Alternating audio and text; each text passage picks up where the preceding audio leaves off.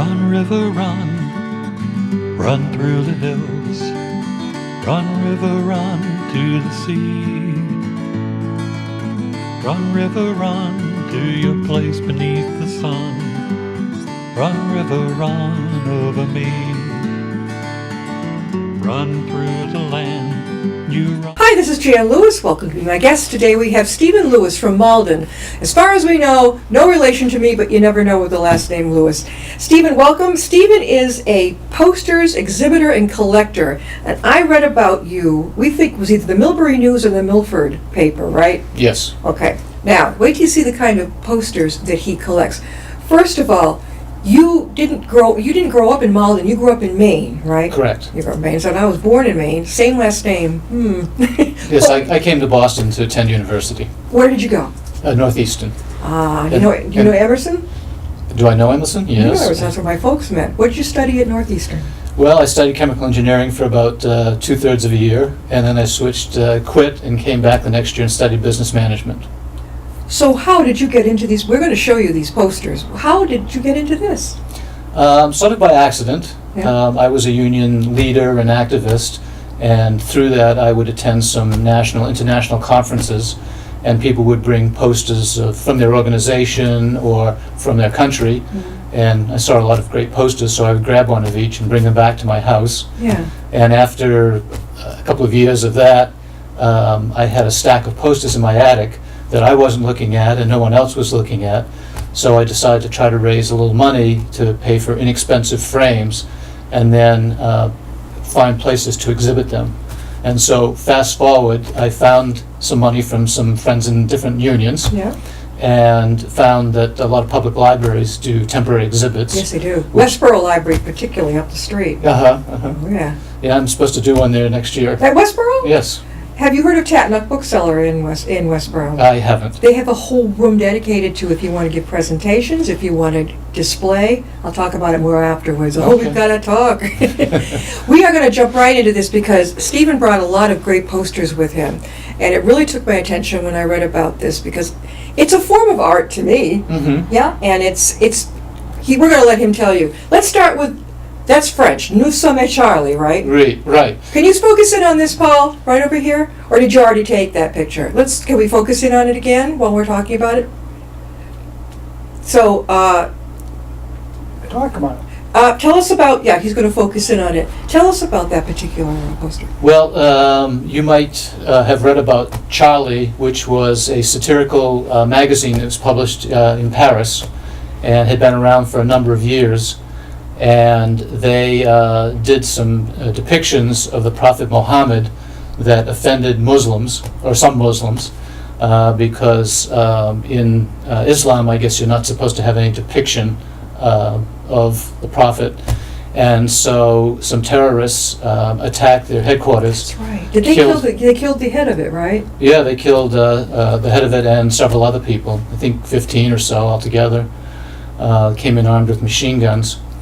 And so this was sort of a response to that, saying what it says translated is, "We are Charlie," meaning we stand together against Yeah. this violence. I speak French, so I knew as soon as I saw it, Yeah. We Are Charlie. Okay. Now that you bring this up, I remember on the news, this was just horrible. This, they just went in and murdered. Yes, How many people did they murder on the Charlie? something like 15 people, wounded some others Awful, just awful. So you were able to where did you grab that poster from? in Paris. You actually went there.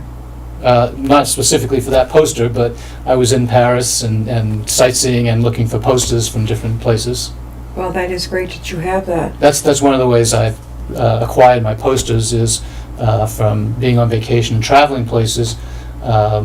Besides, after the conferences I would go to, I would go around to organizations like labor unions and ask if they had posters that they would give me. And so, And they just did. yeah, Well, a lot of them. That's great. Do you travel a lot for your work Well, I'm retired now. already? Yes, a few years ago. The conferences were the only thing I really traveled for my work. Yeah. Do you So- travel now to get more posters? Well, it's sort of together with my vacations. So I'll go to like Paris and then over to Frankfurt, Germany, and see the sights and maybe see people I know and then try to get some posters. All right, now we're going to focus in on the one next to it. It says, what your taxes buy in Central America, don't say you never knew. What is that one all about? Well, this harkens back to the mid-'80s when there was a lot of strife going on in some of the Central American countries, Nicaragua, El Salvador, Guatemala. And the U.S. government was propping up these very unpopular governments in all three of those countries. One in particular you might recall was when Reagan was washing money and getting guns smuggled from Iran into the then dictator in Nicaragua, and funding the Contras, which was a armed terrorist group that was fighting against the Sandinistas there. And so there was a lot of bloodshed, a lot of killing, particularly of indigenous people in these countries, labor union activists, women's organizers, any activists opposed to the dictatorship were targeted. And so this is sort of a reference to people in this country saying they didn't know what our government was doing there. Paul, which one have we got next coming up? Is it the one with the fist? The one over here that we're going to talk about? Which one did you catch next? Or we just pick one of any of them? Just pick one. Okay, sure. Free South Africa. Yes. Now that big one. Tell us about that. Well, that references the anti-apartheid movement that also happened back in the 1980s. In South Africa, the country of South Africa, the government was a white government, Boers who had migrated to South Africa many years before, and they passed these apartheid laws that separated and codified that black people, separate from colored people and separate from whites, were third-class citizens, second-class citizens. And so a movement formed, the African National Congress was created, and opposition to this basically racist government was started. And so there was an armed wing that was fighting against the South African military, which was at the time probably the most powerful military in Africa. And so there were a lot of solidarity movements around the world in support of the ANC and against apartheid. And so this is one poster of many posters I have, anti-apartheid posters I have. And my union here in Boston, and myself in particular, were very involved in the anti-apartheid struggle. So at the time, I did some speaking engagements around at different organizations, did a couple of television shows, got arrested at a coin dealer. You got arrested? Yes, in Boston, that sold the Krugerrand, which was the South African coin. Yeah. And so basically trying to keep the pressure on the South African government, which eventually was successful, Yeah. and apartheid was ended and they had free elections. How long ago did you obtain that beautiful, I would say beautiful, but that interesting poster? I think I got that poster fairly recently, but I continue to collect posters. So even though it's a poster from the 80s, I just acquired it fairly recently. We're talking with Stephen Lewis, and he is a posters exhibitor and collector. For a second, where have you, give us some of the places you've exhibited. Well, I've exhibited probably at about 60 public libraries around Massachusetts. Where have you been? I didn't see you. Because you don't have exhibit space here in the Upton Library. Well, not here, no, but I get around. Uh-huh. Have you been to Milford?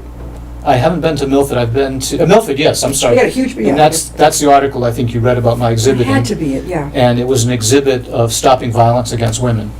Okay, and then we've got a lot of, this is a smaller library, but we do have a lot of libraries around who have, Northborough has one of those great big rooms too. I've done 2 exhibits at Northborough, and I'm doing another one this year. Where, I haven't met a library I don't like, so I'm amazed I hadn't seen any, when people have exhibits in there, didn't even see any signs that said your exhibit was there. Well, I can only go, the libraries give me the space to exhibit. And that's it. And I try to get media coverage by contacting. It's difficult because I don't know the print media in all these different towns, so I have to try to find it through the internet. And libraries, a lot of them will send out press releases. It's up to the papers whether they want to cover the exhibits or not. But I would say I've been pretty successful at getting newspaper coverage Yeah. and that's how you heard about me, was through a newspaper article. And we'll talk about it later, but Tatnuck over in Westboro, they do a great coverage. They'll have your picture up there, right? People walk in the door, it'll be right up there when you're going to be there. I've sent a lot of authors over there, and they have a presentation. Do you give a presentation along with your posters sometimes? Usually not, because that means another trip to somewhere in the state that just gets expensive with the mileage Yeah, and it does. takes time. Sure. I mean, I would love to, and I have done a couple of those. I can see you doing it. You're not shy. You're good at speaking, right? Well, thank you. You could do it now. We have another one here. It's called the Nelken Revolution? Yes. What's that one? Well, that's a reference to the revolution in April of 1975 in Portugal that overthrew the dictatorship of what was his name now? I'm trying to think. Not Somoza, because that was Nicaragua. But anyway, the dictator in Portugal. And so they called it a revolution, and it was a complete change of government. It was a fairly bloodless revolution. Back in that time, the Portuguese military was fighting popular movements in some colonies that Portugal controlled in Africa, like Mozambique, Guinea-Bissau.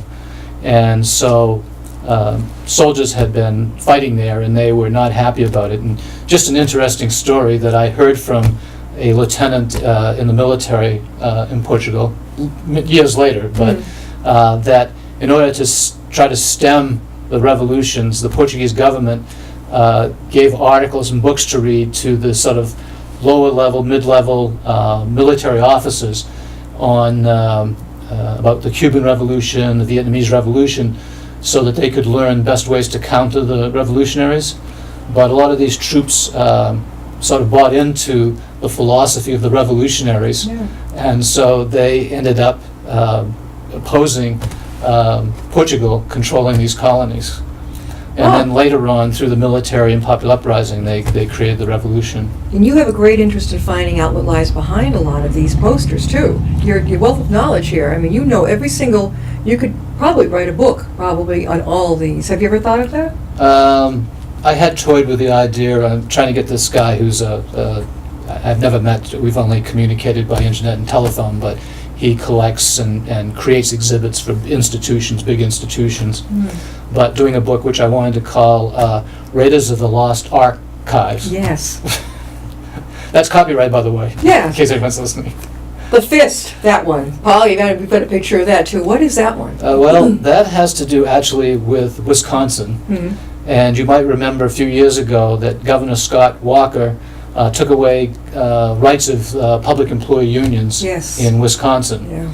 And so this is a poster that actually comes from the Bahrain and Tunisian labor movements in solidarity with those public sector workers in Wisconsin. And you got that just a couple years ago, right? Yes. Now, we have one big one right beside you. I don't know, or a couple of them. Paul, did you get these two over here? Not yet? Okay, so let's bring these two over here. Okay. All right. So let's hold these up. So Check this one out, Paul. See if you can grab this one. Tell us about this, Try to keep it. Stephen.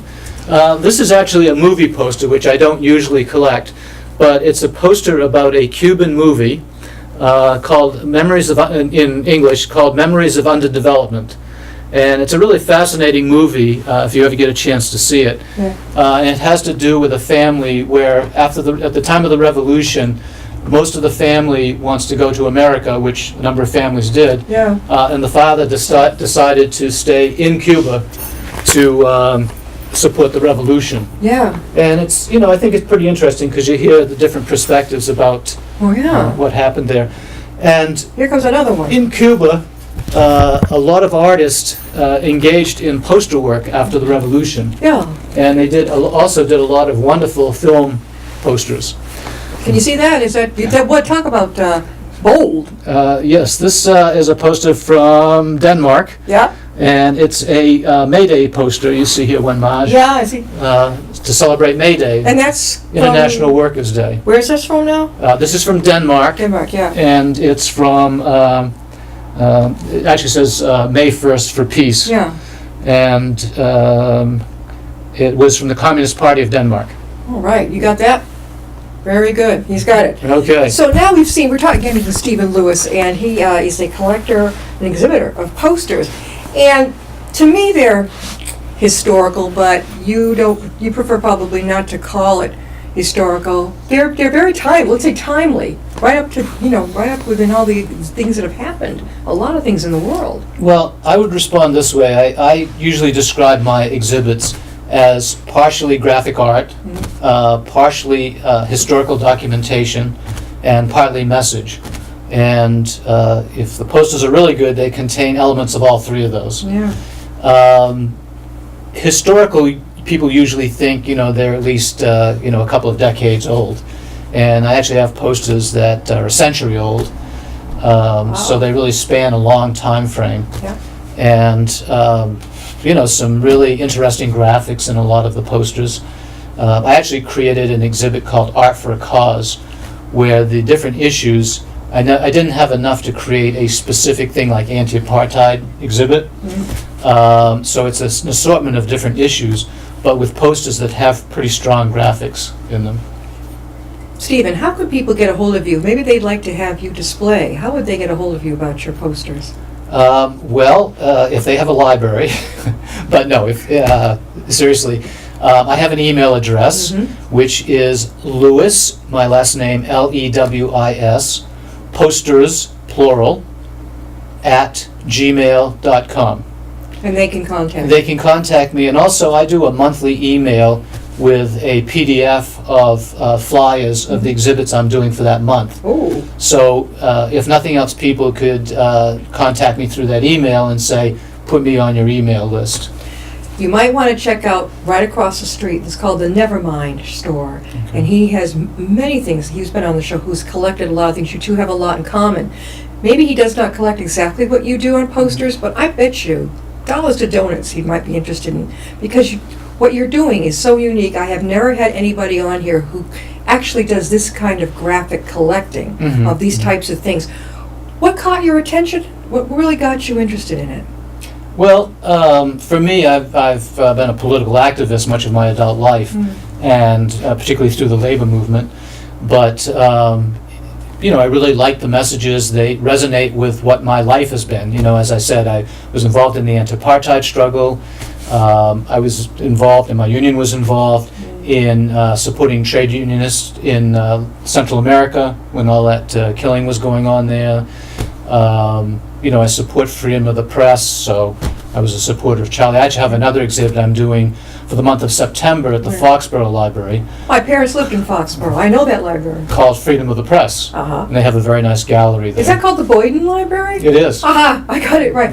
I think my father used to go, and just to get time by himself, used to go and just relax and read and stuff like that. Yeah. It's a nice little area, the little town common. You go around, Uh-huh. and then the library is just down a little side street. Bird Yeah. Street? Is it Bird Street? Yeah, very good, very good. There. And they have a very nice gallery there at the I library. didn't know that. Yeah, specifically set up for doing temporary exhibits So when are you going to be there?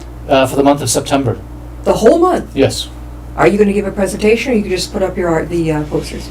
Well, I sort of addressed the presentations before, and one of the things is the couple of where I did do presentations and went back for, the library sort of guaranteed they could get at least 15 or 20 people in for like a reception. Yeah. Because I'm doing them all over the state, I don't necessarily know a critical mass of people in a particular town. Sure. So that's why, besides the distance and the expense, I don't do that. So you're up in Malden. Is there a place up near you, like your Malden Library, where you've been? Unfortunately, the Malden Library doesn't really have good exhibit space. It's a beautiful building, it's a Yeah. wonderful library, but just doesn't have the Have you setup been up that- in Boston proper, at any of the libraries up there? I've done a number of branches of the Boston Public Library and Boston City Hall and the Strand Theater, which is in Dorchester and sort of run by the city of Boston. I can see you with, to me, these are still history and very important events. I can see you giving a presentation in high schools to keep these kids up to date as to what, and it's visual. Kids learn, I know I learned very well if I could see it. And hearing you talk about this, I can see that, even in college. Some people are majoring in, things that would tie in, even the graphic arts. Were you like this as a kid? Were you interested in graphics? No, not at all. And Not at all. I have absolutely no artistic skill, No. And you majored in engineering, partially, and then business and then management, business management. and then I joined the labor movement. So were you You were working as a CEO in an engineering company, or what were you doing? Well, I did have a management job working in a hospital where 3 months after I started there, the workers had unionized and went out on strike, and I refused to cross the picket line. So my work there ended abruptly after that. Oh, gee. So after that, what did you do? Oh, I did a number of things. I was a street worker. What's a street? You don't mean a street cleaning streets? No. Not with your degree. I worked with runaways and street people for a program called Bridge Over Troubled Waters. We have a place called The Bridge in Worcester, Uh-huh. and it helps young people who have been struggling with maybe conduct disorders or mental health Uh-huh. get ahead. Uh-huh. Did you like it? Did I like it? Yeah, I liked it very much. I've one of the vows I made to myself when I was in college is that I wouldn't take a job that was oppressive to myself Yeah. or oppressive to other people. And I've been very successful in my life of staying with that. Definitely. And after you left that, what did you do? I started working with state government, Yeah. first in the Division of Personnel Administration, and then I worked for the Department of Mental Health for many years. You've had quite a back. It's quite a story. You're a memoir right there, right there. I mean, I'm a memoir writer. I can tell. We are talking with Stephen Lewis, and he's a collector and exhibitor of posters that I see as from my perspective as having a lot of, I guess the word historical, very timely value in teaching us what was really going on because of their graphic, their pictures. Mhm. And I know I learn a lot by visual. Mhm. I learn that type of thing. I think you're doing wonderfully. How many posters in all do you have, do you think? Well, I have 6,800, and I also wanted to say in terms of what your comment is that all of these exhibits I've done, I would say, even though the posters may be 100 years old, the messages in there are still relevant today. Yeah. For example, the one you learned about me, Stop Violence Against Women, Yeah. very prevalent, not only in our country, but all over the world, different Mhm. types of violence against women. And actually, one of the issues that is the most dangerous for law enforcement people to respond to, domestic violence. I have an exhibit called Ban the Bomb. It's against nuclear weapons. And, lately we've been hearing about from our president in Washington dropping nuclear bombs on North Korea, Yeah. North Korea threatening to bomb the U.S. with The atomic saber rattling weapons. there, yeah. Yeah, and I think it just makes the world very dangerous. And I have an anti-war exhibit which sort of plays off that. Workers' struggles, so posters going back 100 years about issues that workers face, and workers still face similar things today. Companies trying to destroy unions, trying to keep workers' wages down so they can accumulate massive wealth, Yeah. things like that. Yeah, you've seen it firsthand. You have worked in the humanities, and I was going to say, no wonder you have such a great interest in this. You have 63 or 6,200 posters, did you say? 6,800 Only 60. Where do you keep them all? in my attic. You must have a huge attic. Well, not necessarily, but the posters that are not framed, and I only have maybe about 1,000 framed. Yeah. The ones that are not framed do not take up much space. I have a couple of trunks a little bigger than this, and Yeah. they just lay in there. And they're stacked. laying there, and they Yeah. stay nice and flat. Right. Now, just so you know, eventually I've assigned an agreement with the University of Massachusetts in Boston Mhm. to create an archive there. And we're about to start the process of digitization of the posters, where they'll be photographed, and then eventually down the road, they'll go on to a statewide website where anybody who's doing research or wants to look at them can view them and get some information about them. And then from there, it will go for people internationally to be able to view them. And I have posters from a lot of countries, I think probably about 55 or 60 different countries. Oh my Lord, that's a lot of posters. Stephen, again, how can people reach you? They'd like you to exhibit. Again, my email address, which is my last name, Lewis, Lewis, posters, plural, at gmail.com. And what do they call it when people hire people in their own family? Nepotism? No nepotism here. We have no idea if we're related. Actually, one of the things I wanted to say about my gathering of the posters and things, I enjoy a lot, getting them out there to the public, and the feedback I've gotten from people who've viewed them and signed books or from the libraries has been very positive about it. aside from a few complaints from. Now, you said people. signed books. Do you have books out about this? No, sign a book, a guest book. I guess book, Comments okay. about the Those exhibit. are wonderful to have, aren't they? Yes. You write your exhibit, and then people come. I've signed many because I've gone to many different things. I think that's awesome. We're going to wrap this up, but Stephen, this is great. If anybody has an interest out here in this type of thing, how would you suggest they get started? Get active politically Yeah. so that they understand the issues and have an interest in doing something like this. My hope is that some artists will see some of these exhibits and get inspired to do more political art. I know a lot of artists out on the West Coast or in Paris who do very political art, but it's been hard to find individuals here in Massachusetts. Stephen, thanks so much. Well, thank you. And when you the next time you're local, the closest local one is going to be where now to here?